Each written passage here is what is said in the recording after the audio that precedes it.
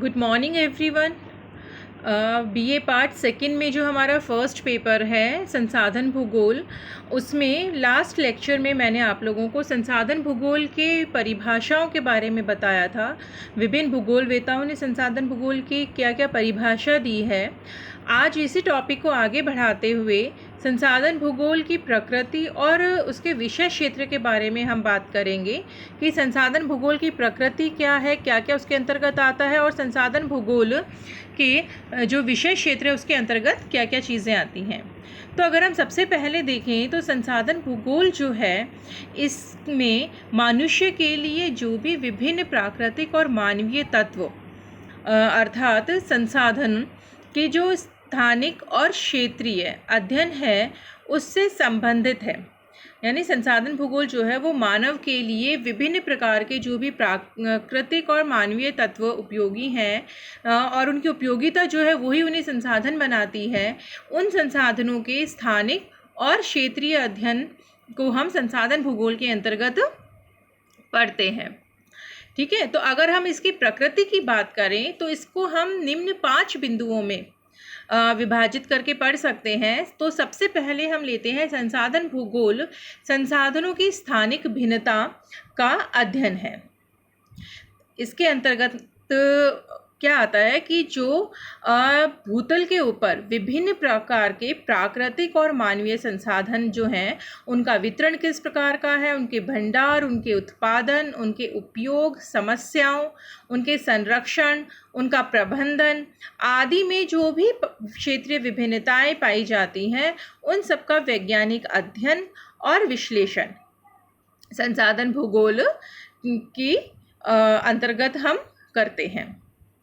ठीक है, जैसे अगर हम देखें तो संसाधनों के वितरण में बहुत अधिक असमानताएं पाई जाती हैं, विविधताएं पाई जाती हैं। अगर हम कोयले का जैसे उदाहरण लें तो कोयले का जो वितरण है विश्व में वो सभी भागों में समान रूप से नहीं है, बल्कि कोयला जो है वो कुछ विशिष्ट क्षेत्रों तक ही सीमित है।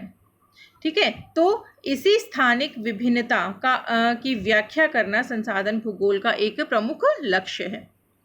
अगर हम इसकी दूसरी इसको देखें, संसाधन भूगोल जो है वो एक संश्लेषणात्मक विज्ञान है।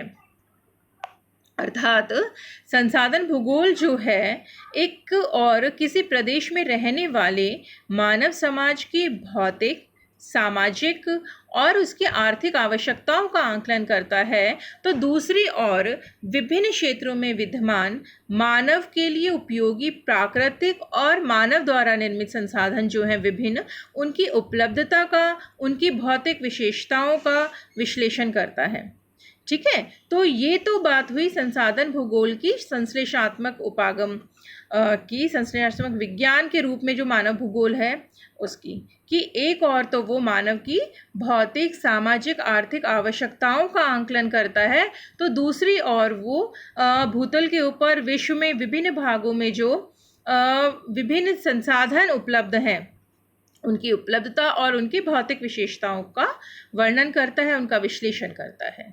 अगर अब हम इसके प्रकृति के तीसरे इसको देखें पॉइंट को, तो संसाधन भूगोल जो है वो एक गत्यात्मक विज्ञान है। गत्यात्मक विज्ञान है अर्थात किसी तत्व में संसाधनता यानी कि संसाधन होने का गुण जो है वो स्वयं उस संसाधन में उपलब्ध ना हो करके, बल्कि उसकी उपयोगिता, मनुष्य के लिए जो उसकी उपयोगिता है उसके अंतर्गत निहित है। ठीक है, जब तक वो संसाधन मानव के लिए उपयोगी नहीं है तब तक वो सिर्फ एक पदार्थ है, संसाधन नहीं है। जैसे ही मनुष्य अपने ज्ञान और तकनीकी विकास के साथ उस पदार्थ को, उस तत्व को उपयोग में लेना प्रारंभ करता है, उसके अपने लिए उपयोगी बनाता है, तभी वो पदार्थ जो है वो संसाधन की श्रेणी के अंतर्गत आने लगता है।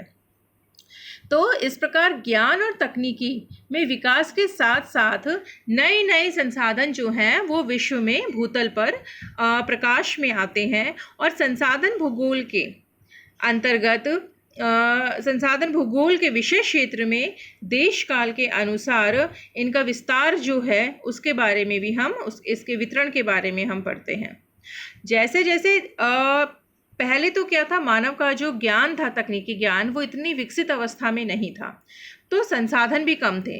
लेकिन संसाधन कम थे मतलब उनके बारे में मनुष्य को ज्ञान कम था। लेकिन द्वितीय विश्व के बाद तो तीव्र तकनीकी विकास हुआ, जिसके परिणाम स्वरूप संसाधनों की मात्रा और संसाधनों की संख्या, संसाधन भूगोल की परिधि जो है उसमें बहुत अधिक वृद्धि हुई है, बहुत अधिक विस्तार हुआ है। अब अगर हम संसाधन भूगोल की प्रकृति के अगले पॉइंट पे जाएं तो संसाधन भूगोल आर्थिक भूगोल की एक उपशाखा है। ये मैंने आपको शुरू में भी बताया था कि पहले क्या था, जो भूगोल है वो दो प्रधान शाखाओं में बटा हुआ था, मानवीय भूगोल, प्राकृतिक भूगोल। और मानवीय भूगोल जो है उसकी कुछ उपशाखाएं थी, जिसमें आर्थिक भूगोल एक प्रमुख थी, और आर्थिक भूगोल के अंतर्गत ही संसाधन भूगोल का अध्ययन किया जाता था, संसाधनों का अध्ययन किया जाता था। लेकिन फिर धीरे धीरे क्या हुआ कि संसाधन भूगोल जो है वो आर्थिक भूगोल की एक शाखा होने थी, और फिर बाद में उसका एक अलग पृथक से एक स्वतंत्र शाखा के रूप में भी विकास हुआ। लेकिन अगर हम देखें तो जितने भी उद्योग धंधे हैं वो सब संसाधनों पर ही निर्भर हैं, क्योंकि जो कच्चा माल है उद्योगों को वो इन संसाधनों से ही प्राप्त होता है। तो और जिन विभिन्न संसाधनों के बारे में, उद्योगों के बारे में आर्थिक भूगोल जो है उसके अंतर्गत अध्ययन किया जाता है। तो संसाधन भूगोल जो है वो आर्थिक भूगोल की एक उपशाखा है। आर्थिक भूगोल में ही मृदा, जल, जैव तत्व, विभिन्न खनिज, ऊर्जा के संसाधन आदि प्राकृतिक संसाधनों का, ठीक है, मनुष्य के जो विभिन्न उद्योग धंधे हैं, प्राथमिक, द्वितीय, तृतीय क्रियाएं जो वो करता है, जैसे इसमें आखेट, मत्स्य पालन, पशुपालन, वनों का उपजों को एकत्रित करना, कृषि कार्य करना, उद्योग, उसके परिवहन, संचार के साधन, व्यापार, वाणिज्य, ये सारी जो विभिन्न आर्थिक क्रियाएं हैं जो मनुष्य करता है, इन सब के बारे में आर्थिक भूगोल के अंतर्गत ही अध्ययन किया जाता है। तो इस और आर्थिक भूगोल का एक बहुत महत्वपूर्ण पक्ष है संसाधनों का भौगोलिक विश्लेषण करना, क्योंकि मनुष्य की जितनी भी आर्थिक क्रियाएं हैं वो एक तरह से संसाधनों के ऊपर ही निर्भर करती हैं। तो आर्थिक भूगोल का क्षेत्र जो है वो संसाधन भूगोल से विस्तृत है, किंतु इसका बड़ा भाग जो है वो संसाधनों के अध्ययन और उनके विश्लेषण से संबंधित है। इस प्रकार संसाधन भूगोल जो है वो आर्थिक भूगोल की एक उपशाखा है, ठीक है। अब अगर हम अगले बिंदु पे जाएं तो संसाधन भूगोल एक सामाजिक विज्ञान है। हम ये कह सकते हैं कि संसाधन भूगोल जो है वो एक सामाजिक विज्ञान के रूप में है। इसमें अगर देखें हम तो संसाधन भूगोल जो है उसका केंद्र बिंदु क्या है, संसाधनों का अध्ययन करना। और कोई भी तत्व संसाधन कब बनता है, जब वो मनुष्य के उपयोग में आता है। तो मनुष्य का ज्ञान जो है वही सबसे बड़ा संसाधन है, हम ये कह सकते हैं। हम क्या कह सकते हैं कि मनुष्य का जो ज्ञान है वही सबसे बड़ा संसाधन है, और वही दूसरे जो पदार्थ हैं उनको संसाधनों की श्रेणी के अंतर्गत लाता है उपयोग करने के पश्चात। तो प्राकृतिक और मानवीय गुणों, जिसमें ज्ञान, तकनीकी विकास, सामाजिक संगठन, सहयोग, सहकारिता, राजनीतिक संगठन, सांस्कृतिक विकास आदि जो हैं, इनके फलस्वरूप ही संसाधन जो हैं वो बन पाते हैं। तो सामाजिक गुणों की प्रधानता के कारण संसाधन भूगोल जो है वो सामाजिक विज्ञानों की श्रेणी में भी आता है। इसके द्वारा प्रतिपादित जो नियम हैं वो यथार्थ विज्ञान की ही भांति वस्तुनिष्ठ होते हैं और यथार्थ होते हैं, बल्कि सामाजिक विज्ञानों की तरह वे लचीले और परिवर्तनशील भी होते हैं, ना कि वे वस्तुनिष्ठ और यथार्थ नहीं होते, बल्कि वे सामाजिक विज्ञानों की तरह लचीले होते हैं और परिवर्तनशील होते हैं। इस प्रकार हम कह सकते हैं कि संसाधन भूगोल जो है वो एक सामाजिक विज्ञान है। तो ये तो बात हुई संसाधन भूगोल की प्रकृति के बारे में, जिसको हमने निम्न 5 बिंदुओं के अंतर्गत देखा। संसाधन भूगोल जो है वो संसाधनों की स्थानिक भिन्नता का अध्ययन है। संसाधन भूगोल एक संश्लेषणात्मक विज्ञान है। संसाधन भूगोल एक गत्यात्मक विज्ञान है। संसाधन भूगोल जो है वो आर्थिक भूगोल की एक उपशाखा है, और संसाधन भूगोल जो है वो एक सामाजिक विज्ञान के रूप में है। तो ये सारी इसकी प्रकृति के बारे में चर्चा हुई। अब हम देखते हैं संसाधन भूगोल के विषय क्षेत्र को। ठीक है। भूतल के ऊपर जो विभिन्न प्रकार के संसाधन हैं, उनका वितरण, उनका प्रतिरूप, उनका क्षेत्रीय स्तर पर उनके मूल्यांकन, उपयोग, उनका दुरुपयोग, दुरुपयोग होने से जो भी आर्थिक, सामाजिक, पर्यावरणीय समस्याएं उत्पन्न होती हैं वे सब, उनके समाधान और संसाधनों का संरक्षण और प्रबंधन की जो विभिन्न विधियां हैं और उनका व्यवहारिकता में उपयोग करना, ये सब जो है वो संसाधन भूगोल के अध्ययन के अंतर्गत आता है। अतः हम कह सकते हैं कि संसाधन भूगोल जो है उसका क्षेत्र बहुत अधिक व्यापक है, बहुत अधिक विस्तृत है, जिसको कि हम निम्न वर्गों के अंतर्गत रखते हुए पढ़ सकते हैं। तो इसमें सबसे पहले हम बात करते हैं संसाधनों की प्रकृति और वर्गीकरण। तो सबसे पहला जो बात आती है संसाधन भूगोल में हम क्या पढ़ते हैं वो है संसाधनों की प्रकृति और उनका वर्गीकरण। तो इसमें संसाधनों को उनकी विशेषताओं के आधार पे, उनके जो संसाधनों के विभिन्न आधारों के ऊपर संसाधनों को मुख्य रूप से दो वर्गों में बांटते हैं। एक प्राकृतिक संसाधन होते हैं, दूसरे मानवीय संसाधन होते हैं। ठीक है, इनके बारे में हम आगे नेक्स्ट टॉपिक में विस्तृत से चर्चा करेंगे। इसके बाद दूसरा हम देखें प्राकृतिक संसाधन का स्वरूप और क्षेत्रीय वितरण।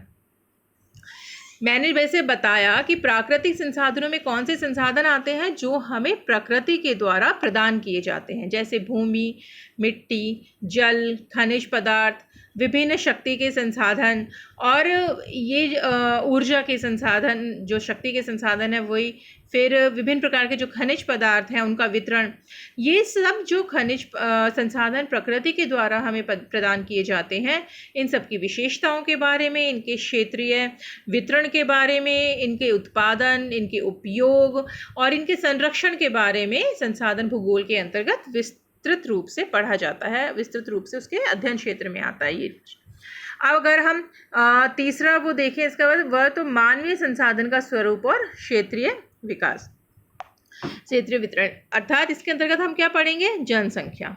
मानव संसाधन क्या है, मनुष्य खुद एक संसाधन के रूप में है, उसका ज्ञान जो है, ठीक है। तो इसके अंतर्गत हम जनसंख्या की वृद्धि, वितरण, मनुष्य की छांट की जो प्रवृत्ति वो, संस्कृति, उसके कौशल आदि का अध्ययन जो है विस्तृत रूप से हम इसके अंतर्गत करते हैं। उसके राजनीतिक संगठन जो हैं, मनुष्य के जो प्रौद्योगिकी है उसका तकनीकी ज्ञान जो है वो सब इसके अंतर्गत ही आता है।